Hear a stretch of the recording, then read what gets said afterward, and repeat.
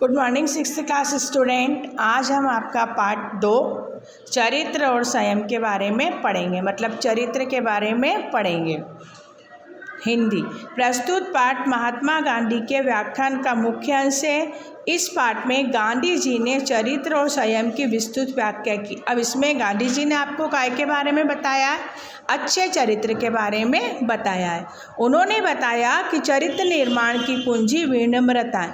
अब चरित्र अगर हमको चरित्र को अच्छा बनाना है तो उसकी सबसे बड़ी कुंजी क्या है? विनम्रता तथा नीति, सदाचार और धर्म एक दूसरे के पूरक है। एक के बिना दूसरा क्या है? अधूरा है।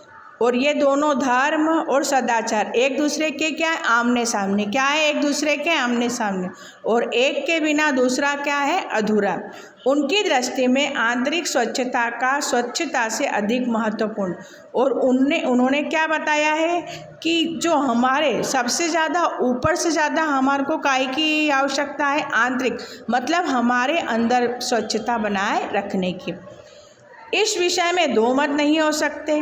धन संपत्ति के बल पर नहीं, बल्कि मस्तिष्क की शक्ति के बल पर हम आगे बढ़ सकते हैं। अब वो यहाँ पे आपको ये भी कह रहे हैं कि दो मत हैं। धन और संपत्ति के बल पे हम आगे नहीं बढ़ सकते, बल्कि हम काय के बल पर आगे बढ़ सकते? मस्तिष्क की शक्ति। मस्तिष्क की शक्ति मतलब दिमाग से। इसी प्रकार यह भी सभी स्वीकार करेंगे कि मस्तिष्क नहीं, बल्कि मनुष्य का हृदय ही उसे आगे ले जाता है। कठिन अवसरों पर बुद्धि नहीं, चरित्र ही सहायक होता है।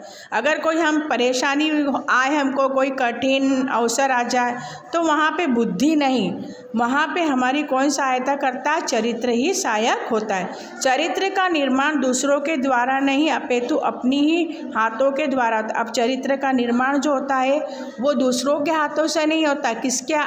ये अपने को ही अच्छा बनाना पड़ता है। हमें बाहर की अपेक्षा भीतरी सुधार की अधिक आवश्यकता होती। अब हमको बाहर की अपेक्षा भीतरी सुधार की क्या होती? अधिक आवश्यकता होती।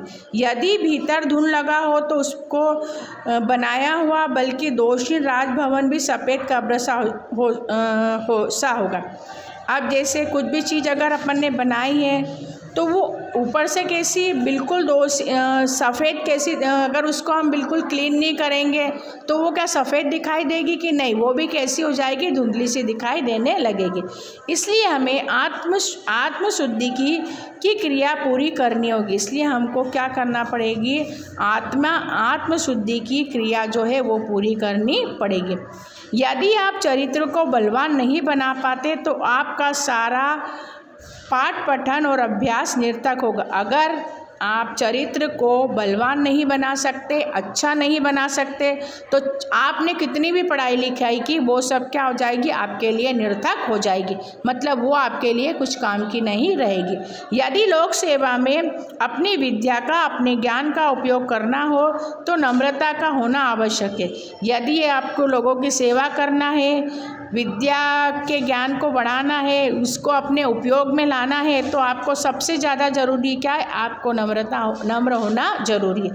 बिना चरित्र के सारा ज्ञान केवल बुराइयों की जड़ है। बिना चरित्र के अगर हमने जितना भी ज्ञान है तो वो सब ज्ञान क्या है? बुराइयों की जड़ है।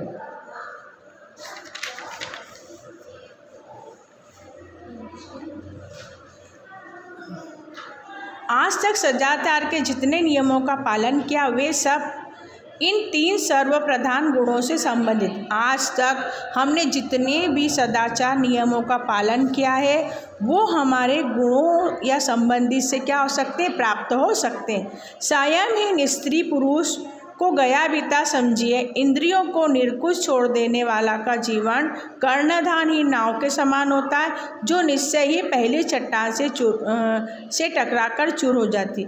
जो मनुष्य क्या होता है? जो स्त्री पुरुष इंद्रियों को निर्कुश मतलब क्या करते हैं? उनको बिल्कुल खुला छोड़ देते हैं, तो उनका जीवन कैसा होता है? कर्णधारहीन नाव के समान होता है, जो कभी भी किसी चट्टान से टकरा कर क्या हो सकता है? डूब सकता है।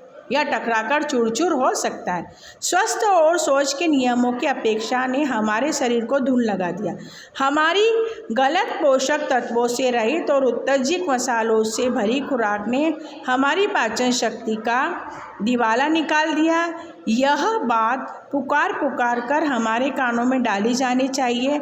अगर हम बोनों की जाति का नहीं बनना तो जो प्राण शक्ति हमारे पास बच रही है उसका हम नित्य विनाश कर रहे हैं, उसका संचय करना चाहिए और उसे बढ़ाने का प्रयत्न करना चाहिए। अब जो हमारे पास शक्ति है तो हम उसका क्या कर रहे हैं, दुरुपयोग कर रहे हैं और उसका विनाश कर रहे हैं।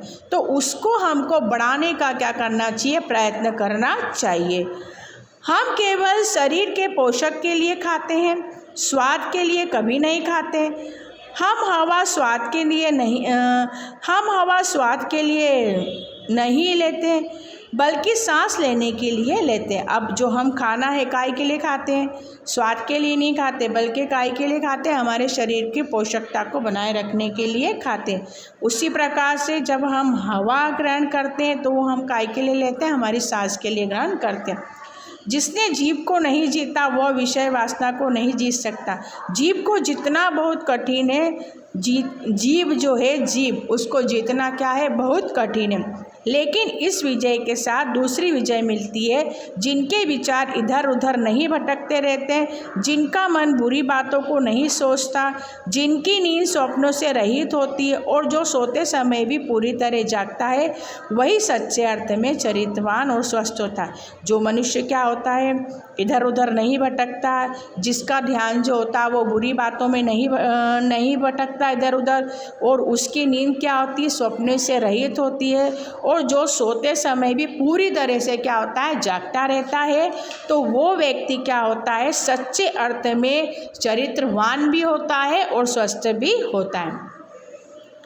संयम स्त्री पुरुषों की स्वच्छता अंतर की प्रतिवर्ता का लक्ष्य रूप ही काम की वस्तु है। हमारा शरीर हमारा महामंदिर। अब हमारा शरीर जो है वो हमारा क्या है, महामंदिर।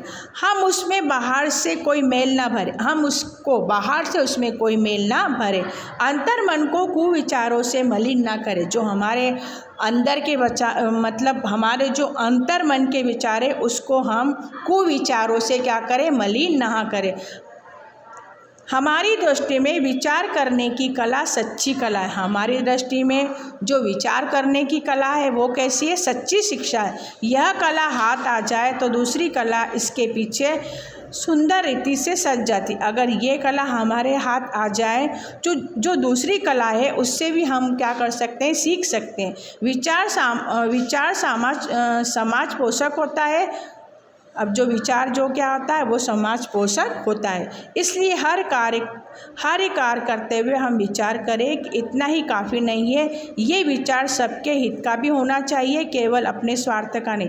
हम कोई भी काम करें तो वो हम अपने स्वार्थ के लिए नहीं करें बल्कि क्या करें, केवल अपने स्वार्थ का नहीं बल्कि दूसरों का भी हम क्या रखें, ध्यान रखें। सच पूछिए तो जो केवल अपने स्वार्थ के लिए विचार करता है वो दूसरों को हानि तो करता ही, अपने स्वार्थों को भी अंत में नहीं सा सकता।